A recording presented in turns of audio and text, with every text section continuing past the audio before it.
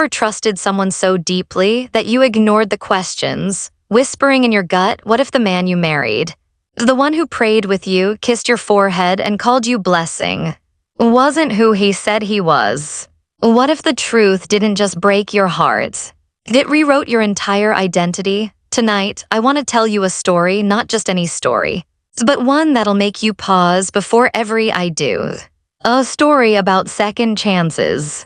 About sacred vows and secrets buried beneath scripture, because sometimes the most dangerous lies aren't the ones we're told, they're the ones we choose to believe. And if you're new here, welcome. We tell stories that are raw, unsettling, and achingly real, stories about the kind of love that walks in wearing Sunday shoes, but leaves through the back door carrying a duffel bag full of names. So take a deep breath, grab a blanket, and if at any point you find yourself saying, wait, this could have been me, don't keep it to yourself. Leave a comment, share your thoughts, and if this story stays with you long after it ends, go ahead and subscribe.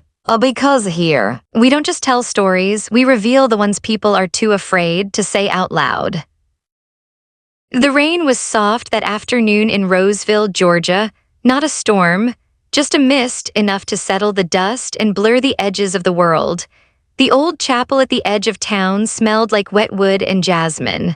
It was packed with folks who came to see something beautiful, the wedding of Lena Mee Holloway and Pastor Thomas Eldridge. She was glowing, heart full, a woman who had waited long, prayed longer, and believed maybe, just maybe, she'd found a good man to build a life with. He stood at the altar like stone, steady, calm, a little too calm maybe, but no one noticed. They were a picture of grace, but not everything that shines is gold. Thomas arrived in Roseville 4 years earlier, no backstory. Just a duffel bag and a Bible so worn it looked like it had survived 3 lifetimes.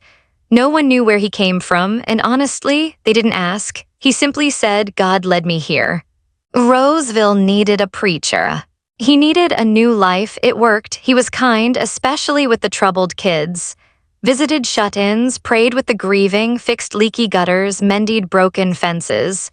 He preached the kind of sermons that made people feel not just heard, but held. And Lena, she fell hard. Can you blame her? It wasn't a whirlwind romance. No, it was slower, sweeter church dinners, porch talks, silent prayers whispered over morning coffee. He said he wanted to do things the right way. Said purity mattered, that trust takes time. Lena respected that. She had her heart bruised before. This felt different. This felt sacred. But some things didn't add up. He had no photos from the past, no family ever visited, no online presence at all. When she asked, he'd just smile and say, God rewrote my story. Sometimes that's beautiful, other times it's a red flag waving in the wind. The wedding was simple. The kind of small-town beauty that makes people believe in forever. But that night, he was distant, said he was tired, didn't want to talk. Lena didn't push. She told herself it was nerves. But when the silence stretched into days, and when he pulled away from her touch, something shifted, not just between them, inside her. A quiet voice started whispering, something's wrong. 3 days after the wedding, Lena was cleaning his study. Just dusting, rearranging books, and that's when she found it, an envelope tucked inside an old theology book, addressed to someone named Carl D. Mayers. The name meant nothing at first, but then she Googled it. And the truth hit like a fist to the stomach. Carl D. Mayers was wanted. His wife had disappeared in Ohio, gone without a trace, no arrest, but plenty of suspicion. The photo was Thomas, same eyes. Same voice she'd once trusted to pray over her dreams. She didn't sleep that night.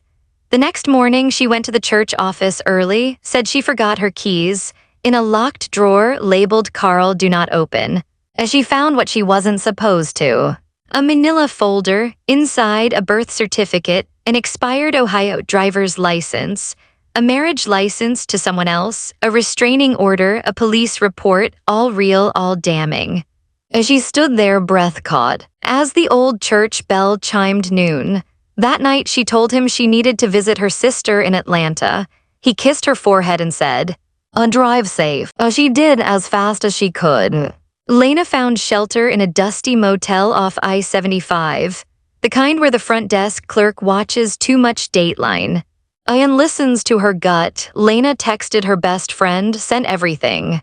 They made a plan to meet the next morning at a coffee shop, but that night, at 2:14 a.m., the doorknob turned, she held her breath. He walked in quiet, no yelling, no threats, just sadness in his eyes. I wasn't gonna hurt you, he said. Then what is this? She whispered. I just wanted to explain. Explain how you lied about everything.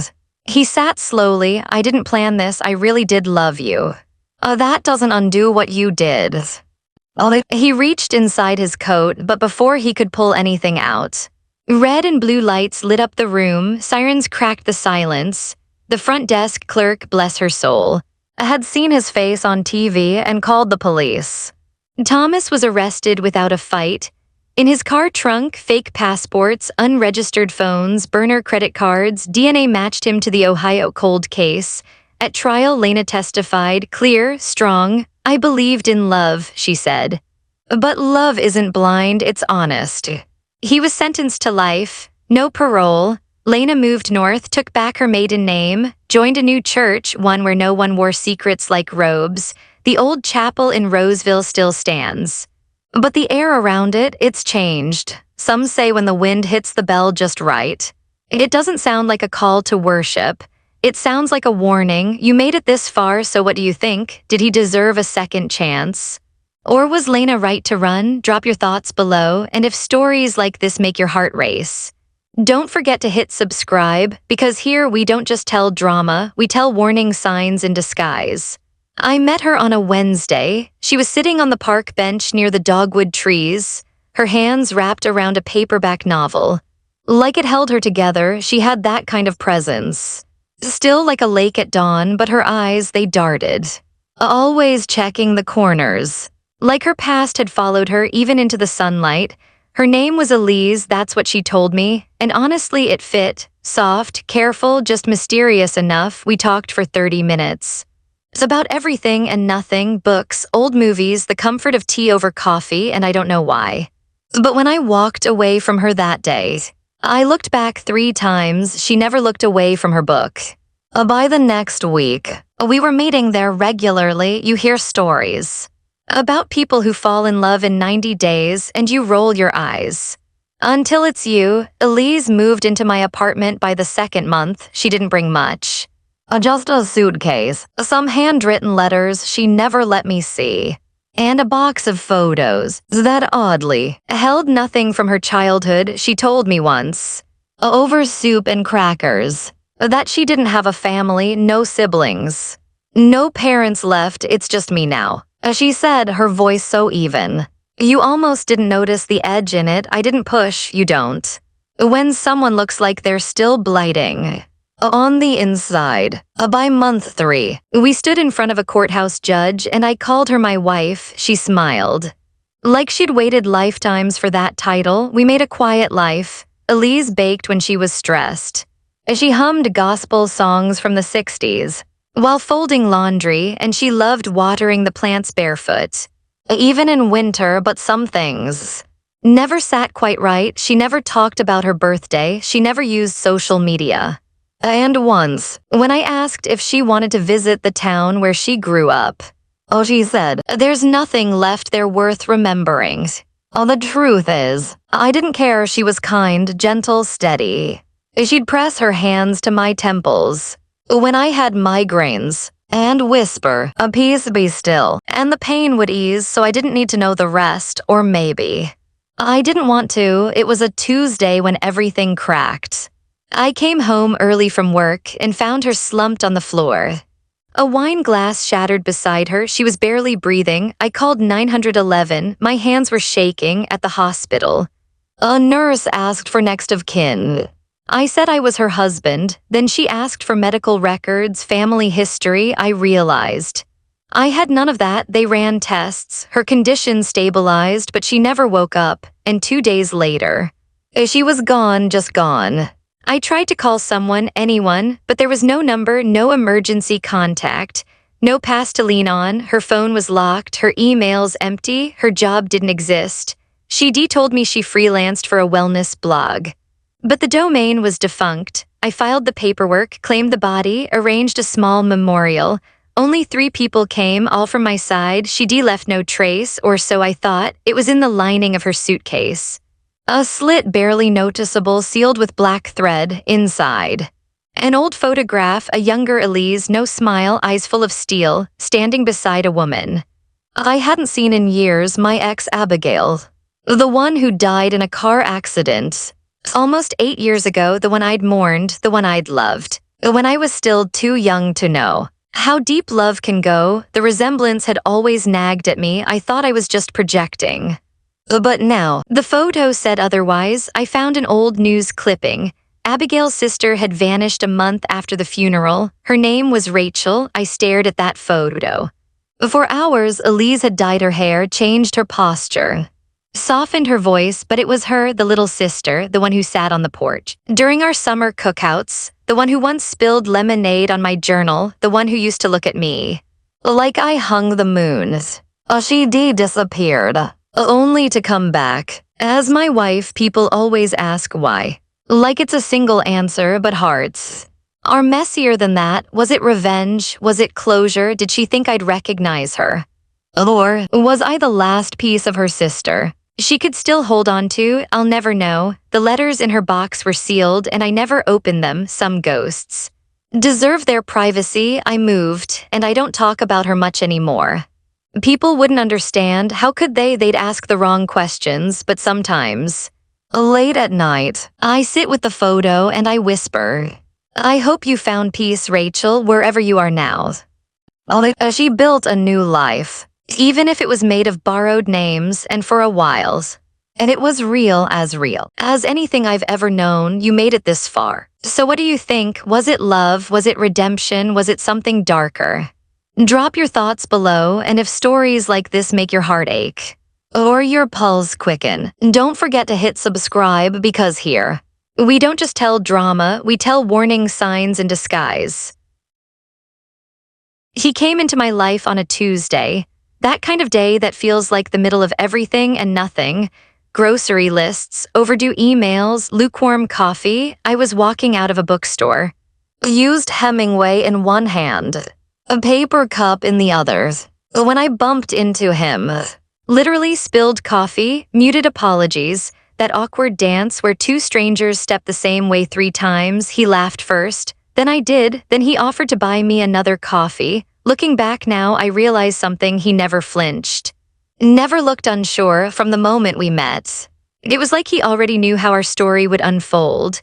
His name was Daniel, or so he said. He was tall, handsome in that soft, non-threatening way, dark hair that curled just slightly, eyes that held yours like they didn't want to let go, polite, thoughtful, a little mysterious, but in the way that draws you closer, not away. We dated for 3 months. In that time, he never raised his voice, never got drunk, never forgot a birthday or a date or my favorite kind of bagel.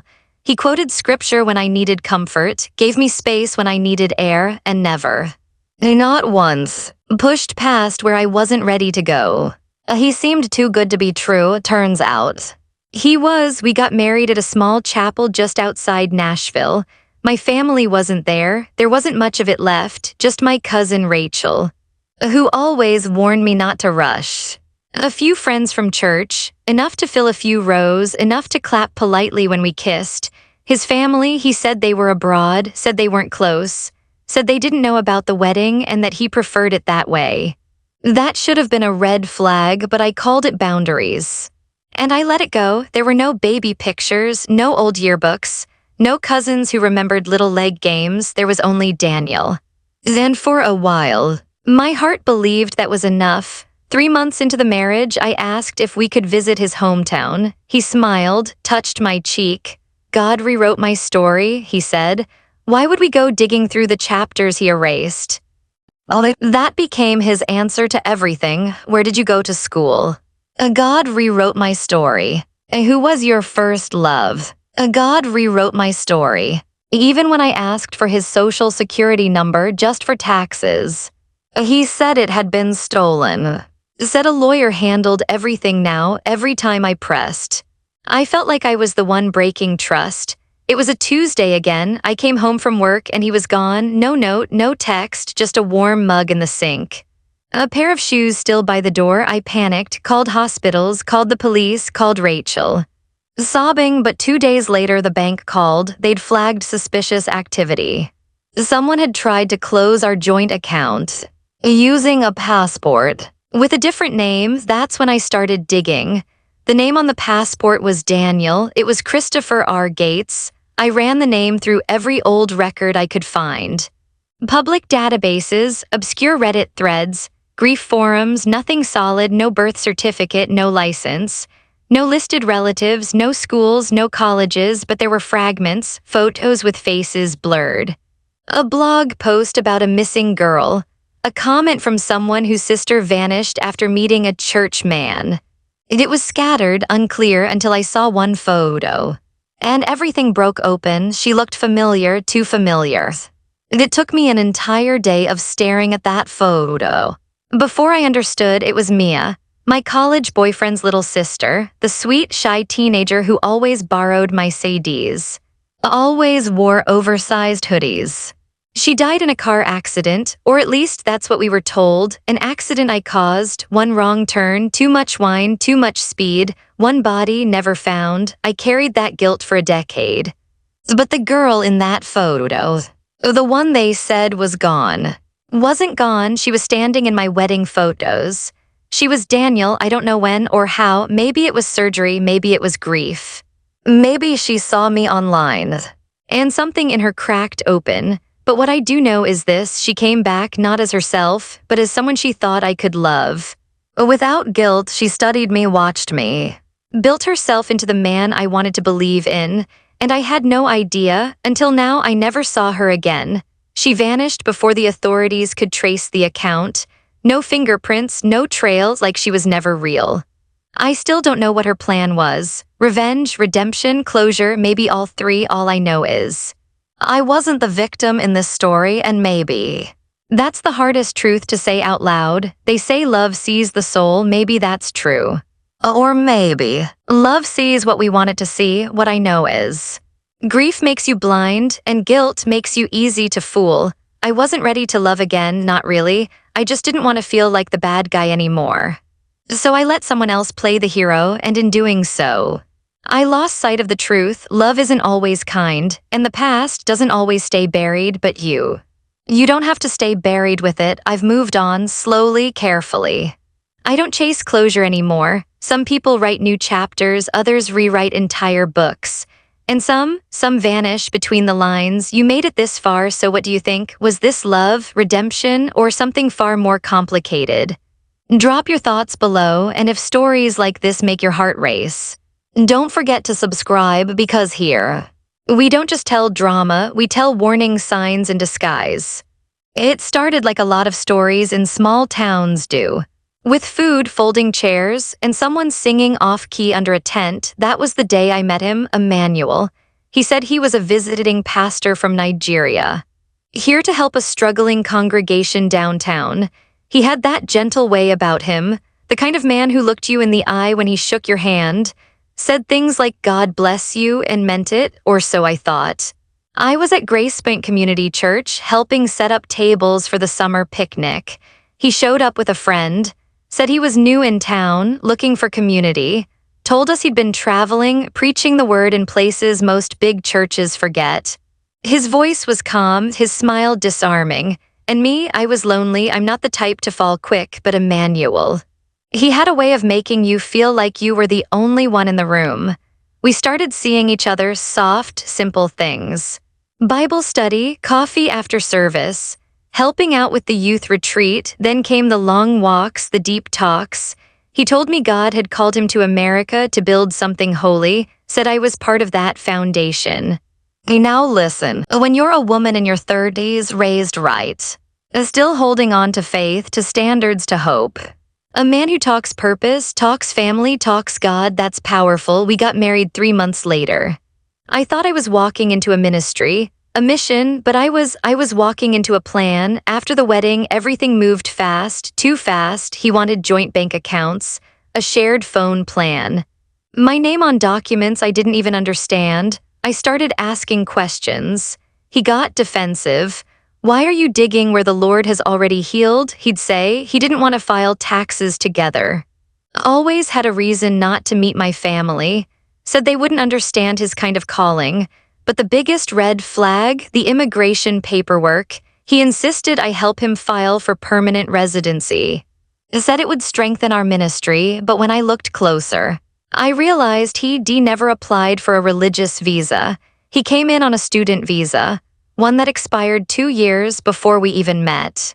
One night while he was at a men's retreat, I went through his desk. I wasn't proud of it, but when something feels off, and you've lived long enough, you learn to trust your gut. That's when I found the lease, an apartment I'd never heard of.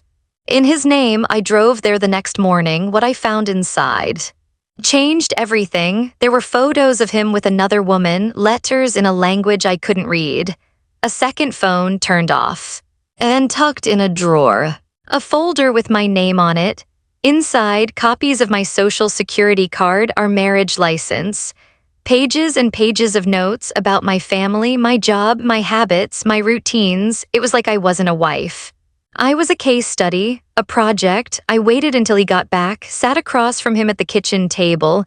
Tell me the truth, I said, all of it. He didn't lie, he didn't deny it, he just smiled. That same calm, quiet smile he wore the day we met. I had to secure my place, he said, but I didn't expect to care for you. That was worse than if he had yelled. You used me, I whispered. I needed to stay. You were the answer. No, Emmanuel, I'm not your answer. I'm a person, a wife, but to him, I had just been a key. That night I told him I wanted a divorce.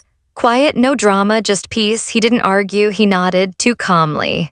About a week later, I smelled gas in the house. The pilot light was off. The windows were locked. My neighbor, bless her, knocked on the door, said she hadn't seen me in days. That knock saved my life. I called the police. They investigated, but couldn't prove intent. Still, everything in me knew. He wanted me gone. He vanished before they could arrest him, left everything behind. Except that second phone. I moved, started over, therapy helped, so did church, real church. The kind where people pray. Without pretending, I learned to trust myself again, learned that loving someone doesn't mean sacrificing your safety, that forgiveness doesn't mean access. I still get messages from women who have heard my story. Women who loved too hard, trusted too fast, ignored too much. To them I say this, you are not naive, you are not foolish, you are human, and next time you'll listen to that little voice, the one that whispers, when something ain't right. Because it's not unloving. And to protect your peace, it's wise. You made it this far, so what do you think? Was it love? Or just survival in disguise? Drop your thoughts below. And if stories like this make your heart race, don't forget to hit subscribe, because here, we don't just tell drama, we tell warning signs in disguise. I met her on a Tuesday, one of those quiet days that never makes the news. Gray skies, warm coffee, something old playing on the radio. Her name was Elise. She was sitting alone at the diner off Route 22. Flipping through a paperback she clearly wasn't reading. There was something far away in her eyes, something broken. But beautiful. I sat down 2 stools over, didn't mean anything by it, but then she looked up and smiled, not a wide smile, not forced. Just the kind of smile that makes you forget why you were tired in the first place. She didn't remember much about her life before the crash. At least that's what she told me. The doctors said it was amnesia, no ID. No fingerprints in the system. No one came looking, just a name she chose, Elise. Someone had dropped her off at a hospital in Knoxville and disappeared. I should have asked more, pressed harder, but I didn't. Because part of me wanted to believe that she was sent to me, a second chance. At something I thought I'd lost forever. It didn't happen overnight. We took walks, shared coffee, talked about the future, not the past. Elise was kind. Not loud, not dramatic, but quietly kind. The kind that makes you feel seen. Like really seen. I told her about my sister. The one I lost, the divorce I didn't want, the cabin I'd been fixing up ever since my dad passed. And she listened. Like no one ever had. 3 months in, I asked her to stay. 6 months later, I asked her to marry me. She cried and said yes. Looking back now, I think she cried because she knew more than she ever said. Life with Elise was sweet for a while. We made pancakes on Sundays.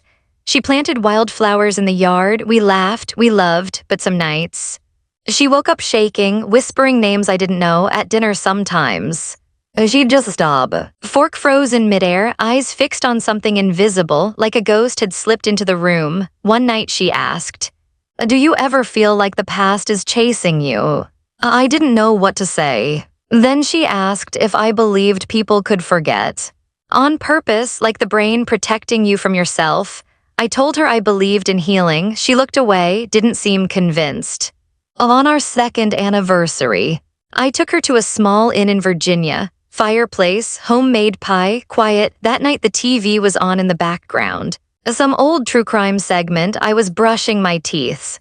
When I heard her scream, I ran into the room. She was frozen, pointing at the screen, trembling. It was just a sketch. Old, vague, a police drawing from a decade ago, she whispered. "Oh, that's me." I laughed, thought she was joking. She was. We looked it up.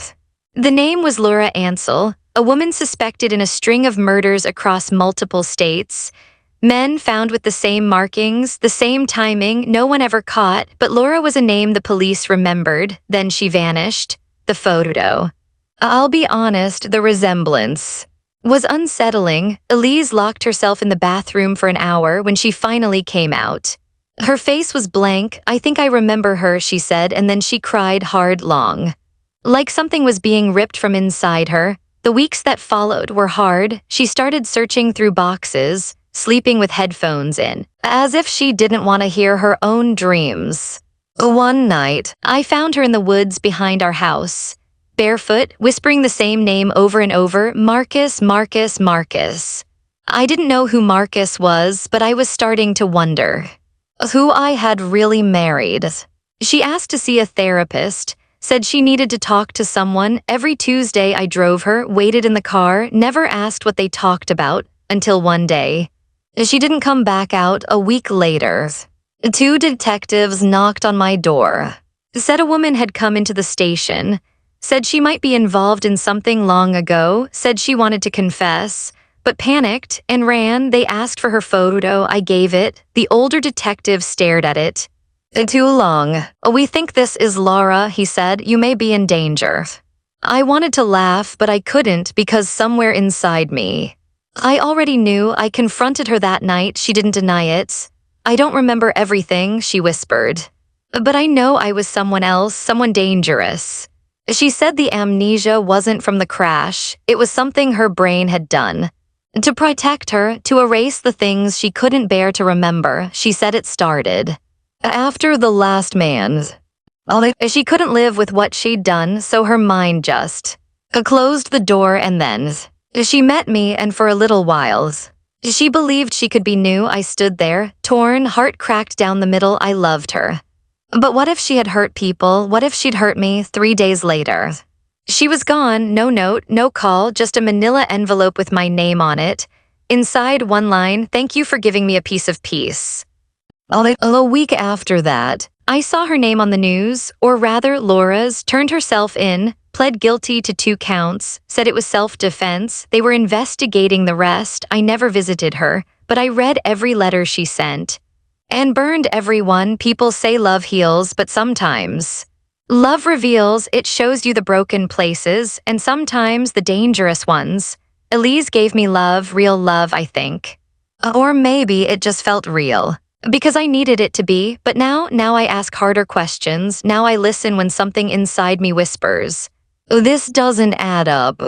Because peace, built on lies, isn't peace at all. You made it this far. So what do you think? Could you love someone if you found out they weren't who they said they were?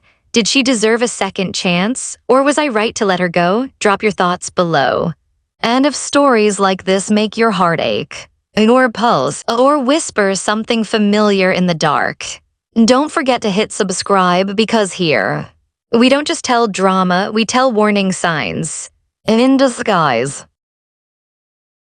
I met her on a Tuesday, one of those days where everything feels a little gray, skies overcast, coffee's warm enough to comfort but not enough to fix you, and the world moves like it forgot how to hurry. Her name was Elise. She was sitting alone at a roadside diner just off Route 22, flipping through a paperback like it was a habit, not a story. I sat 2 stools down, not because I had a plan, I was just drifting. Same as her, maybe. But then she looked up and smiled, and something in me just stopped. That kind of smile that feels like home, even if you've never been there. She told me she didn't remember much before the accident, some kind of crash, no ID. No family came looking, just a nurse who said she was found off the highway, brought in by a stranger. She started using the name Elise, said it felt right, and maybe I should have asked more questions, but I didn't.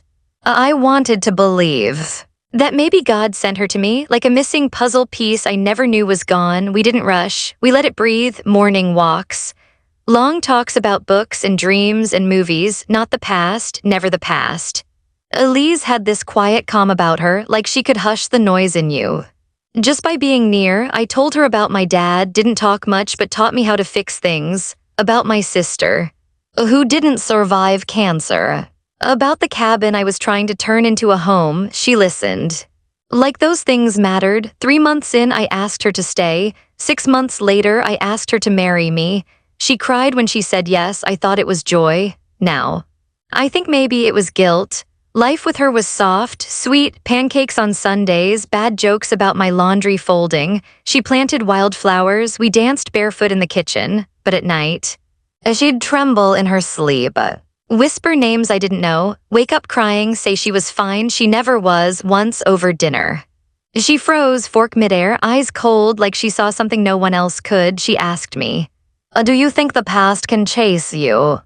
I didn't know how to answer. I think people forget for a reason. She said, maybe the mind protects you. I told her I believed in healing. She didn't answer, not really. For our 2nd anniversary, I booked a weekend up in the Blue Ridge Mountains. Tiny inn, fireplace, homemade pie, the kind of place that feels like peace. We were in bed watching TV.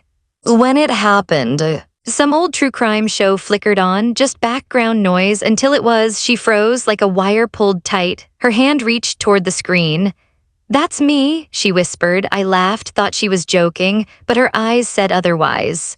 No joke, just panic. It was a sketch from an unsolved case. 10 years old, a woman named Laura Ansell, suspected in a series of violent deaths. 3 states, no arrest, no closure. She didn't say much that night. Just went into the bathroom and stayed there. We stayed up, dug through the case files online. It was surreal. The last sighting outside a church in Nashville, and the sketch, it was Elise, or who she used to be. She came out pale, shaking. I remember her, she said, bits of her, flashes, but not all. Then she broke, not a cry, a collapse, like her soul came apart. She didn't know why she ran, didn't remember who the victims were, only the fear, the shame. Oh, the feeling that something terrible once lived inside her, and her mind locked it away, she thought. She could be someone new with me, but she stopped sleeping, started walking at night, once I found her barefoot in the woods. Whispering a name, Marcus. She wouldn't say who that was, just said she needed help, real help. We found her a therapist in town. I drove her every Tuesday, waited in the parking lot, hands gripping the steering wheel.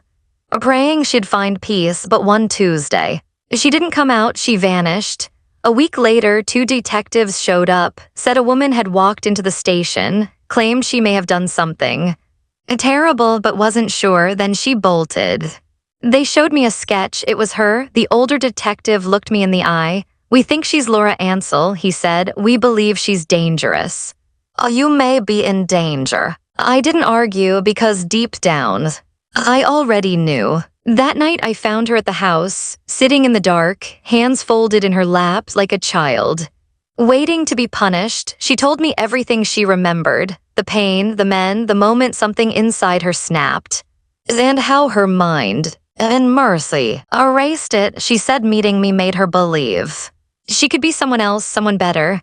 I never wanted to hurt you, she whispered, and I believe that, but I also believe she might have hurt someone else. Maybe again. I didn't sleep that night. 3 days later, she was gone. No goodbye, no note, just an envelope on the table. Inside, a single line, thank you for giving me a piece of peace. A week later, her face was on the news. She turned herself in, pled guilty to 2 counts, claimed self-defense. They reopened the rest. I never visited her, but I kept every letter she sent, and one by one, I burn them sometimes. Love isn't a fairy tale. It's a question you keep asking. Long after the story ends, Elise Laura, whoever she really was, she gave me something real, even if the beginning was a lie, but I've learned something since. Love without truth is just longing in disguise. And peace, real peace, doesn't come from pretending, it comes from knowing, even when it hurts. You made it this far, so what do you think? Could you love someone? If you discovered they weren't who they said they were, did she deserve a second chance? Or was I right to let her go? Drop your thoughts below, and if stories like this make your heart race, don't forget to hit subscribe, because here, we don't just tell drama, we tell warning signs in disguise. You ever meet someone and think, this is it, this is the person I was meant to find? That's what it was like with Noah. He came into my life on a quiet Saturday afternoon. Just when I wasn't looking, I was at a charity book fair. Arms full of used novels, when he held the door open and said, "You look like someone who's running away into stories." I laughed. It wasn't just his words. It was the way he looked at me. Like he already knew me. Like I was a chapter he'd read and remembered, and the more we talked, the more it felt like he did. He remembered little things I mentioned. Sent flowers to my office just because. He prayed before meals, cooked dinner. Left love notes in my lunch bag. Who does that anymore? My friends said he was too perfect. I said they were too jaded. We got married 4 months later, a small chapel by the lake. I wore my mother's veil. He wore a navy suit and a gold watch he said was his grandfather's. Everything about him felt rooted, familiar, safe, but every time I asked about his past, he'd smile and say, "God rewrote my story, what matters is now." And I believed him. We settled into life quickly, volunteered at church, hosted potlucks, took long evening walks, where he'd hold my hand like it was something breakable. My parents adored him. The neighborhood kids called him Mr. Noah. He told me his family was gone, lost in a fire when he was young. No siblings, no cousins, no paper trail. He said it with pain in his voice. So I never pushed, but still, little things kept me curious. He never spoke of high school memories, had no childhood photos, no social media, no past jobs I could check. Sometimes his accent slipped, like he forgot where he was from. "I'm not a man of the world," he'd whisper. Kissing my forehead, "I'm a man of the present," then he'd make breakfast. And my doubts would melt into cinnamon and coffee. 6 months in, everything changed. I came home one night, and Noah was gone. The house was untouched, his shoes lined by the door, dinner ingredients prepped, but never cooked, the back door left open. No note, no call, no Noah. At first, I thought something awful had happened. I filed a missing person report. I called hospitals, checked morgues, the police were kind, but skeptical, and then came the questions. Detective Harris called me back in 3 days later. "Ma'am, we can't find any record of your husband, no state files, no federal ones. His license is fake. His social security number doesn't exist. There's no Noah in the system matching your description." I froze. "What about the church, our marriage license?" He sighed. "The officiant retired 10 years ago. That license is forged." The room spun, the air thinned. I felt like I had married a ghost, so I started digging every gift he gave. The watch, the books, even the engraved Bible. All untraceable, every account, a shell name, the bank card. Prepaid, the phone, a burner. Yes, the neighbors knew him, but none of them knew his last name.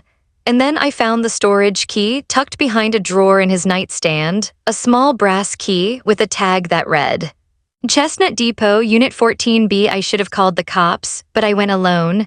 The storage unit was quiet, cold, it smelled of old cedar. Inside were boxes. One held clothes I'd never seen, another wigs, passports, 6 of them. Different countries, different names, all with his face.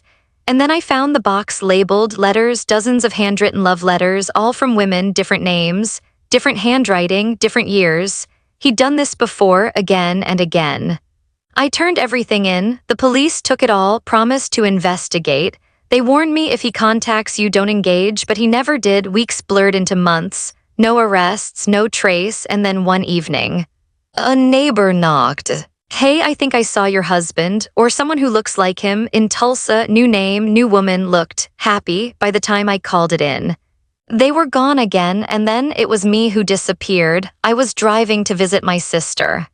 Car packed, windows down, stopped for gas outside Little Rock. Security footage showed me walking into the store. I never came out.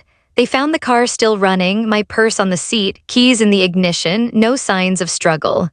No goodbye, just gone. Some say I ran away, some say. He came back for me. The truth, only one person knows. He was everything I prayed for, charming, kind, God-fearing, except he wasn't real, and now neither am I. You made it this far, so what do you think? Was he running from something, or was I just another stop on his path? Drop your thoughts below. And if stories like this make your heart race, don't forget to hit subscribe. Because here, we don't just tell drama, we tell warning signs in disguise. She loved a man who wasn't real, and in the end, she became a ghost in her own story. So now I'll ask you the question that lingers like perfume on an empty coat. Was he running from something? Or was she just another stop on his path, another name in a long, haunted list? Drop your thoughts in the comments. Tell us what you think happened. Because the truth, sometimes it lives in the questions we ask each other. And sometimes in the ones we're too afraid to. And if you felt the pull of this story, that soft ache behind the ribs, the part of you that once trusted or once ran, then you belong here. Subscribe so you don't miss the next secret. Because around here, we don't just tell stories, we tell the ones that stay with you long after the video ends.